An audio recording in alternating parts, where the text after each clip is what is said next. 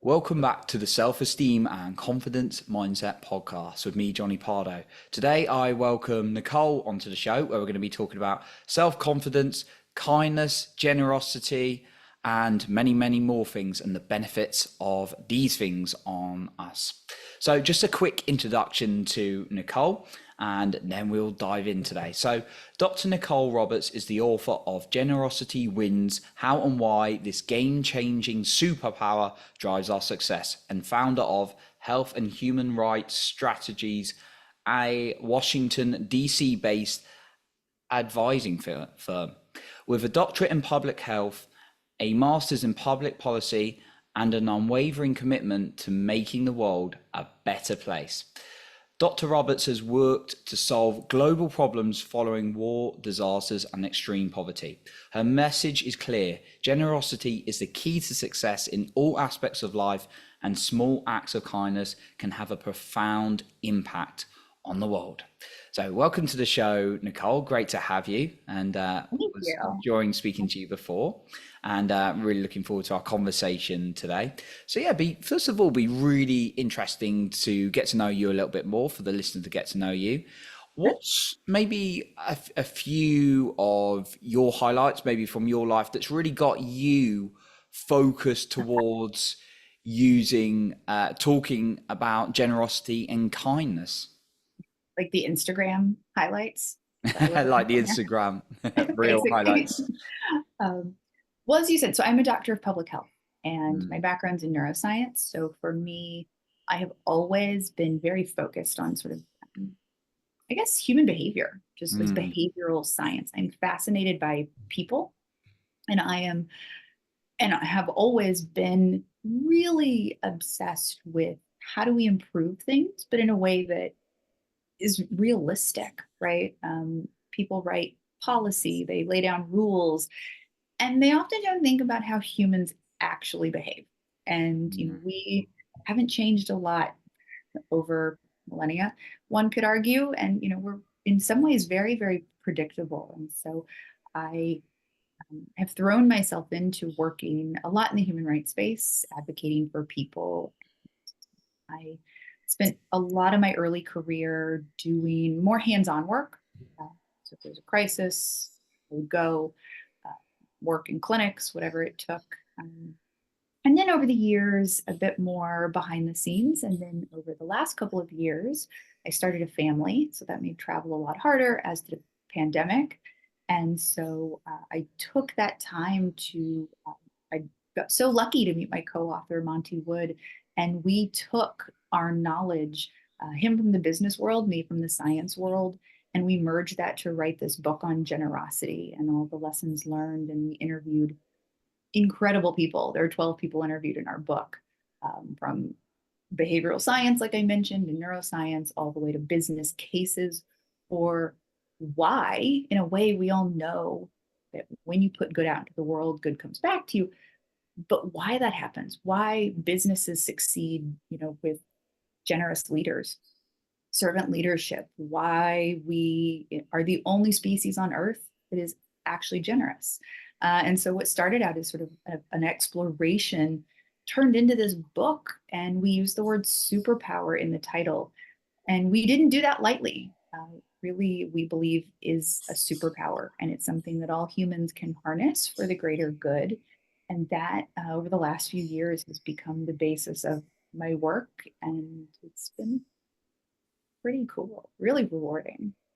Mm.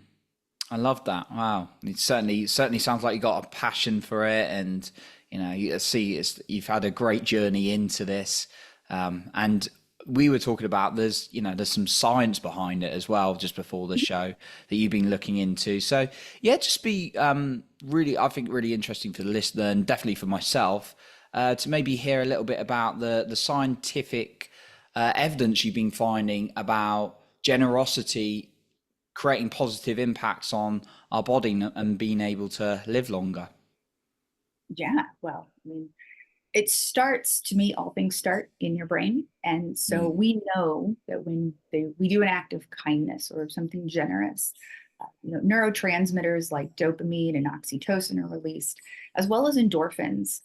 They promote happiness and empathy, which I think we've Mm. learned over the last few years is so important.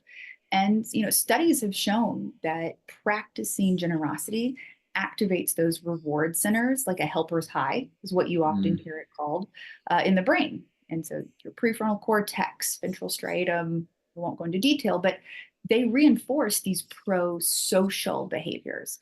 And consistent acts of kindness can actually lead to positive change inside your brain, neuroplasticity. Your brain and the pathways we use regularly can change.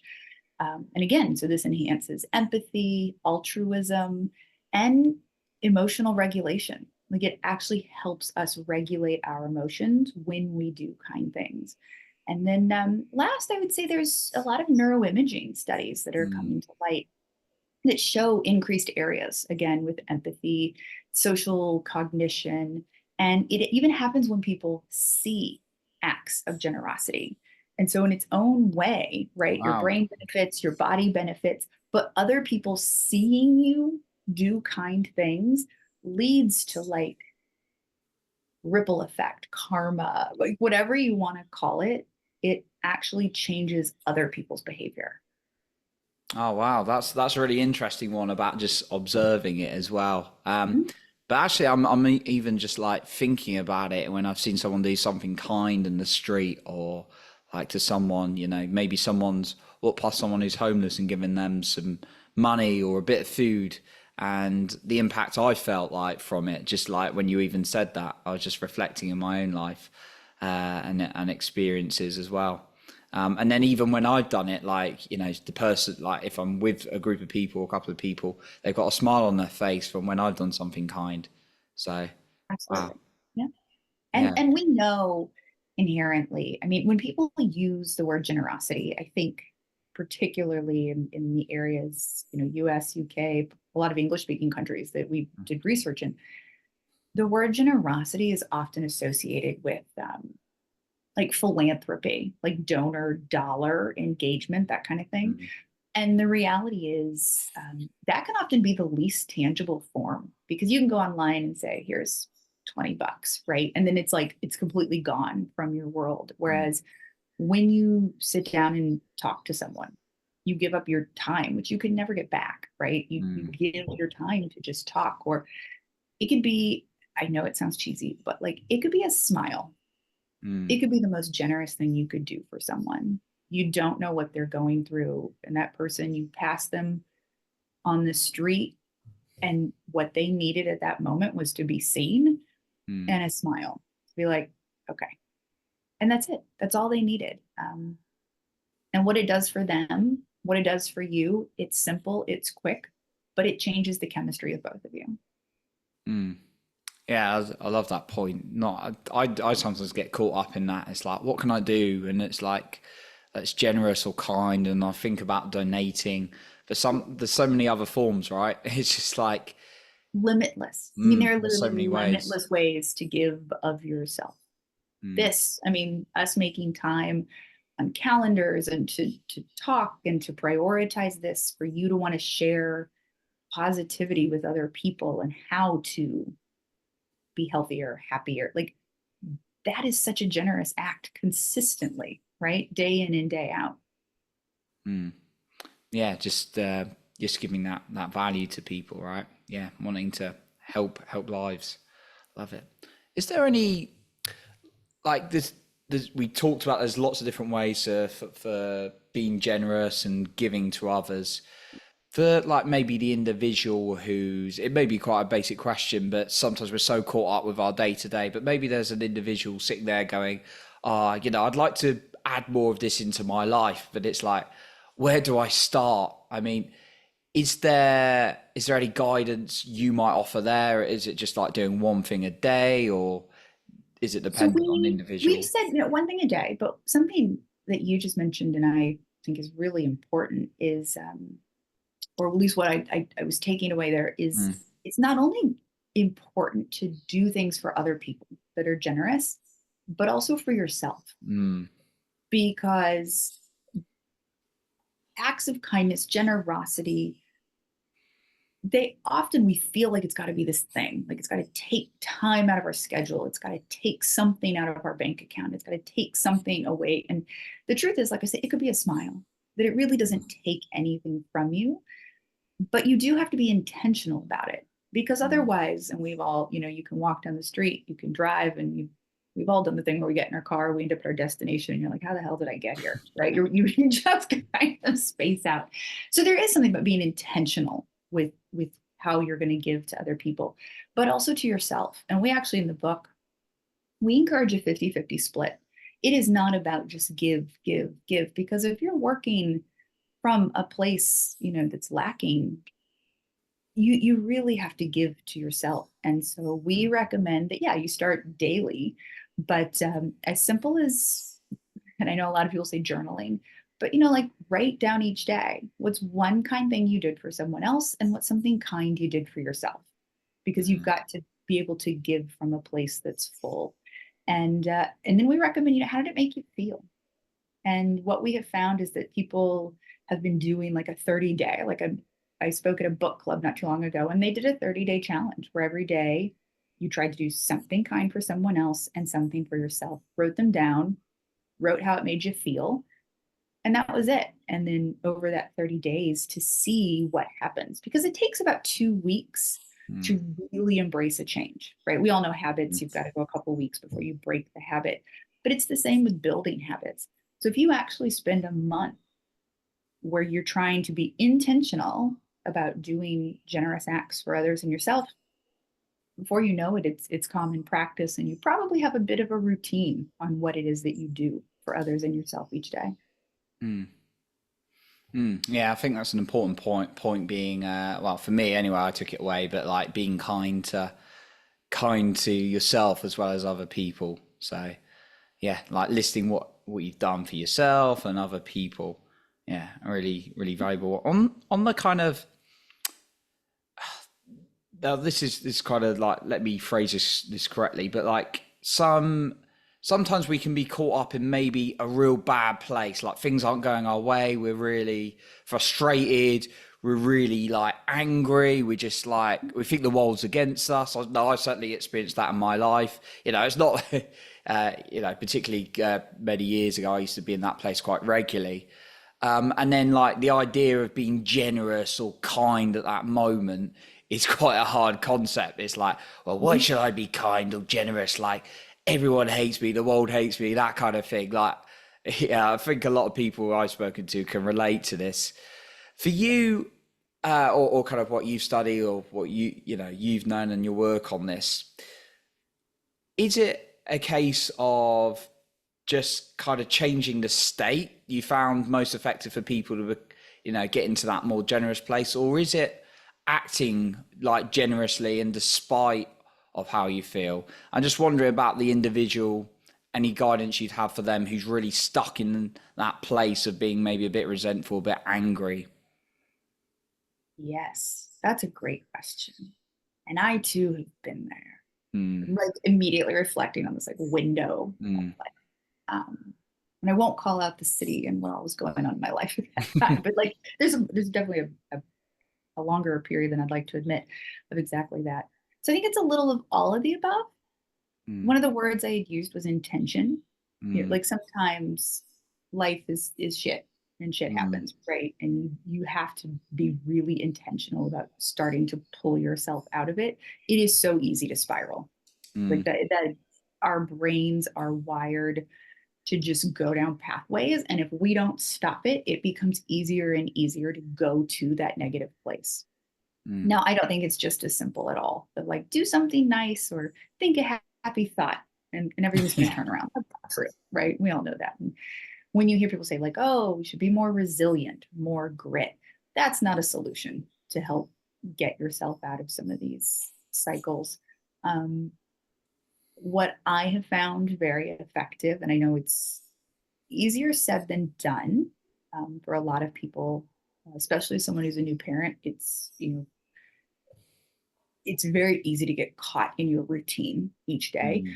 But I have found a lot of, if you can change your routine, if you can mix things up, it can be changing your setting. If you hate your job and your home life is extremely stressful, it can be very, very hard to break out of that cycle because you have someplace you have to be all day and you have someplace you have to be all night. But it could be as simple as taking a break and going and sitting in the backyard by yourself if you can, right? Weather permitting, getting fresh air, doing something that, like I said, it could be so simple, but that's something for you. And yes, the kids can be in the backyard, but to get out of that routine of just sitting in front of the TV or sitting at the table, like to go outside, go for a walk. Uh, again, it sounds a little cheesy, but read a book, do something that makes you happy. Um, One thing, and I hate to pin things on social media, it seems like an easy scapegoat. And I think social brings so much good in different ways, but doom scrolling is a real thing. And we saw it a lot over the last few years, whether it be pandemic or here in the States, we have a couple of political election cycles where we just went into this place collectively. Like you Mhm. open social and it is just literally called doom scroll, like one thing that just fires you up and makes you angry. But that's how they keep you going because they know that that's how your brain works. It's like an addictive Mm. problem and you can go on forever. And so that's why I said, like, going outside or reading a book, it's not that they in themselves are magical. It's doing something different than how easy, and I'm very guilty of once the toddler falls asleep, it's easy just to hold my phone and do this and just space out. And to me, it feels in the moment like relief. But in reality, what I'm getting out of it is not joy, it's not happiness, it's frustration, it's feeling jealous of all these people posting pictures of these things they're doing. And so just changing that routine and being intentional about it can actually do a lot to get your brain to stop doing those negative routines and patterns. It's something new is hard, but really refreshing. Like we really get excited. Our brains get excited by new and different. So small changes to your daily routine can make a big difference. Mm. Yeah, like change, like you said, changing your setting or yeah, mixing it up a little bit. Yeah, like that. It's I've certainly noticed a change when I've gone from like I was in the mountains this weekend, and it's just like that kind of reset as well from the routine. It's really really effective. Exactly. It was just a change. It could Mm, have been the beach, it could have been the mountains, whatever makes you happy, or if you have the mm, time and resources, but just a change, something that allows you to just take a deep breath in and mm, not see things from the same repetitive perspective. mm. I love that. So, Nicole, just before we sort of like wrap up today, I just wanted to ask you if there's maybe a last point that you wanted to share or like want to re-emphasize from what we talked about today. And also for the listener, if they want to connect with more of your work or want to find out more about your book, where's the best place to do that? Okay. Well, I guess the one thing I would add, given the things that we've talked about, and particularly what we were just talking about, is we found this really interesting, and I have a hard time quantifying it. So just Mm, you have to go with me for a second. But what we found in a lot of people that we've been following and talking to, interviewing, studying, is um, this idea that when you are more generous, when you give with no expectation of return, and that's a key, right? If you give and you expect something back, then it's really a transaction. It's not giving from a really pure place. So when you give with no expectation of return, you are actually a lot more open to good things happening to you. Like you begin to see a lot more positive. And what we're really thinking is it's like this whole mindset opens up because you're doing generous things. You expect more of that to come to you. Or when someone does something kind, as opposed to being skeptical or like, what's going on here? What do they want in return? Because you're practicing that activity, you're actually innately more open to it. Like you accept success more readily. Does that make sense? yeah, Like because you're open. doing You're something, you open to believe it. it's possible. Mm, And so you're much more open to receiving. mm, Um, And I wish I could find a way to quantify that, but right now I can't. But it's been really, really fascinating to me. And then connecting, I'm on social, Nicole F. Roberts. I use my middle initial because Nicole Roberts is a very basic name, but you can find me just about anywhere. I'll share my LinkedIn, my Instagram. They're all Nicole, Dr. Nicole F. Roberts. And then our book, you can get it anywhere. It's out now, but we have our own website, generositywins.us. So .us, generositywins.us. And we knocked a few bucks off and made it cheaper on our site so that we can get it out to more people and distribute it more easily. Amazing. We'll be sure to put those in the show notes below as well. So if you're listening, you can find Nicole there and her book as well, which sounds really exciting. So thanks once again, Nicole, for coming on today and sharing everything you have. Yeah, and thank you for all the work you do every week for others. Of course. So that concludes our episode for today. And remember, you are in control of your own self-esteem and confidence.